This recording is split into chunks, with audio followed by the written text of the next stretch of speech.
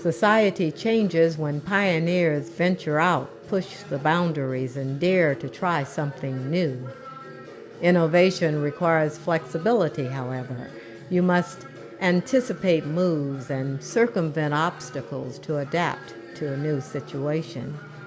That's how the ancient, outlawed African capoeira has survived in Brazilian culture as a game, an art, and a metaphor for life.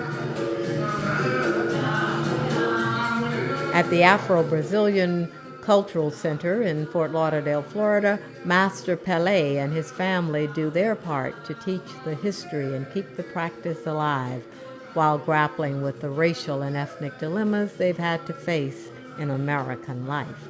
When I moved here, I first came to Minnesota, and that's when I first realized that we separated, because in Minnesota there were blacks, there were whites, and there were Cambodians. They didn't have anybody that looked like me. I wasn't too white and I wasn't too dark, so I was like out of place. And that's when I noticed that I had some black friends in Brazil. I didn't realize it until I actually moved here. The racism in Brazil is different. It's way different than here. Here there is a lot more hate than I think in Brazil.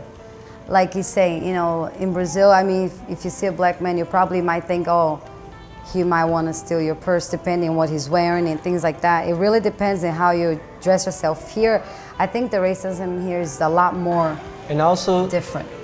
About job in Brazil, it's black people, they don't find like a good job. The job that they find is like not a nice job. It's very hard to find a good job in Brazil. Most of the white people, they get the best job. Even for bank, a lot of people work in the banks, like people like white people work in the bank. You probably see one, maybe two, but not as a better position, you know what I mean? And that's how they discriminate in the capoeira. There was their weapon that they did, so they were not allowed to practice, because if they practiced that, they would practice to defend themselves or land their master, so they had to practice in secret.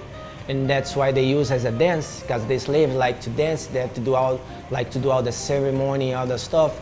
So that's why they have to use that as a dance, just like a ceremony, just to disguise the capoeira. That's why the music and the acrobatics part, they play a big role, because they weren't allowed to do anything that has to do with defending themselves. So that's why when their masters would come to, you know, to say, what are they doing, what are they doing? It's actually, oh, they're just doing a type of dance, but it's really not. It is a martial art. It was a way for them to defend themselves, but that's why they have music and acrobatics in it. It's a tough game because capoeira teaches how to be alert. Some people, they want to be better than others, and then they lose the game.